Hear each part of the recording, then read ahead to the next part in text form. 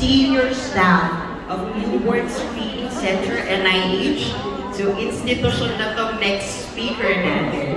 She finished her degree in Bachelor of Science in Commerce at the Far Eastern University. Currently, she is the Senior Administrative Assistant to NSC NIH. And to talk about Specimen Saga, communicating and satisfactory results, let's welcome our next Uni, Miss Maureen Garcia.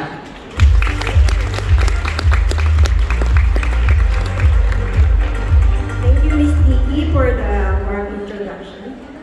A pleasant good morning. Saranghe, all of you. Good morning, I'm Maureen Garcia, Senior Demo of the Newborn Screening Center, NIH. I'm here to share with you the importance of effective communication strategies and best practices for communicating unsatisfactory results to healthcare providers and families.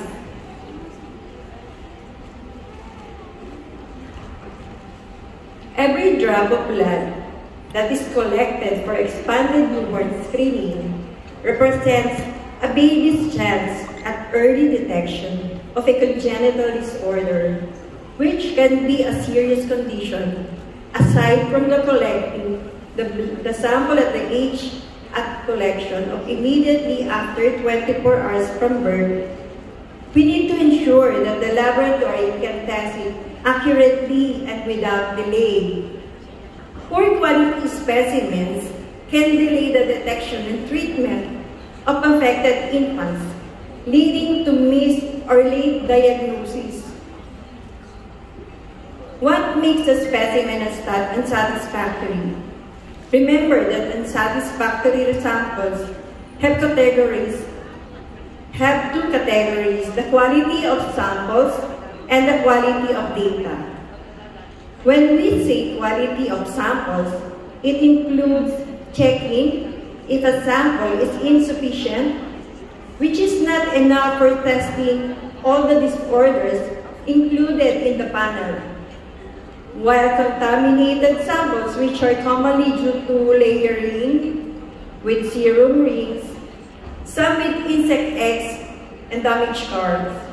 Include also are those less than 24 hours and late samples. These specimens certainly need an urgent repeat collection. On quality of data includes missing information, no feeding information, data erasures, and unknown data. We ask the facility to send us a signed letter of correction or to provide us with the missing information. Here is an example of a good quality, enough for the laboratory to get at least 8 to 12 blood tests with complete demographic data to be able to release all tests accurately and on time. After sample blood collection at the facility, the NSC received the sample from the courier, usually at day 2 to 3. So the demos are in charge of receiving, sorting, and likewise the laboratory team copy confirms the unacceptable samples tagged as insufficient and contaminated. And then numbering, accessioning, data capturing, encoding, and verifying samples. After which the NSFs are then notified immediately via phone calls, text messages, or emails, using their official contact details and advise repeat urgent sample collection for samples affecting the quality of samples. So ito po yung mga insufficient, contaminated, and then send letter of correction kung ito naman po ay may kulang na data like misinformation, no feeding, and then the hard copies of the urgent receipt to NSF are then released on day 4 to 5. So the email reminders are also being sent sa mga madalas po na may invalid samples. This is an example of the unsatisfactory results provided to the facilities. The instructions are written with corresponding remarks for the facilities to follow the instructions stated. So what are the communicating unsatisfactory to facilities? This entails the following. So immediately notify the NSF via phone calls, text, or emails. And then we provide clear details such as mother's name, sex, date of birth, and the date of sample collection. And then state the reason for the unsatisfactory sample, and then the action required either for sample collection or completion or demographic data. And emphasize the urgency of the repeat collection and make sure that the NSF staff understood its importance. And communication should always be courteous, prompt, clear, and concise to achieve an effective recall. On the other hand, we are also expecting that the NSF acknowledges the recall of unsatisfactory samples, record and document the cases to recall, and then call parents or guardians and explain clearly the reason for the recall and for the need to do repeat collection. Immediate repeat collection and send the sample after 4 hours of drying with complete data. And lastly, send the corrected or missing information to NSC. We also encounter challenges in our day-to-day operations in the recall of unsatisfactory samples. Some NSF are responsive. So, minsan po hindi po kami na-acknowledge yung text messages or emails. Some only respond and give updates, pero after a few more days pa. The information given is still incorrect. There are also cases when card is still unsatisfactory. At times, the NSF has no filter cards, and there are times when no updates are being provided. And there are also lack of documentation and the fast turnover of staff that the recalls were not endorsed. What are the best strategies for a successful recall and quality collection? Number 1, immediate recall of unsatisfactory sample. Second, assign a regular staff to handle recall in NSF.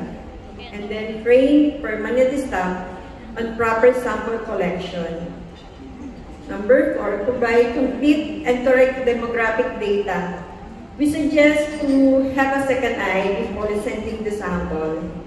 And then establish an in-house trainer for proper sample collection. Ask assistance or support from CHDs, LGUs, RHUs, or BHWs on cases that cannot be recalled, and never give up in any case. When we also encounter,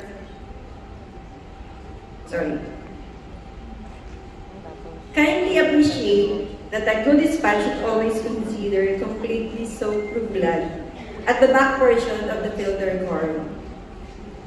The NSF are also encouraged to spot samples and check if they can provide at least 8 to 12 punches before sending samples to the laboratory. Knowing how to spot samples allows NSFs to immediately mitigate and control collection strategies and in filling out demographic cards in order to avoid further delays in the screening process. Though it is known that the urgency of recall is important, it is best ensured that the knowledge and skills are continuously enhanced at the NSF level. It is encouraged that collaborative efforts are consistently implemented to avoid or totally eradicate submission of unsatisfactory samples. Ang sapat, kumpleto at tamang filter card submission ay katumbas din ng isang successful newborn screening. Let us do it right the first time. This is my key takeaways. Submitting a good quality sample is a chance for baby to lead a normal life. Second, the unsatisfactory samples can cause delays in the immediate testing, analysis, diagnosis, and management. Do it right the first time.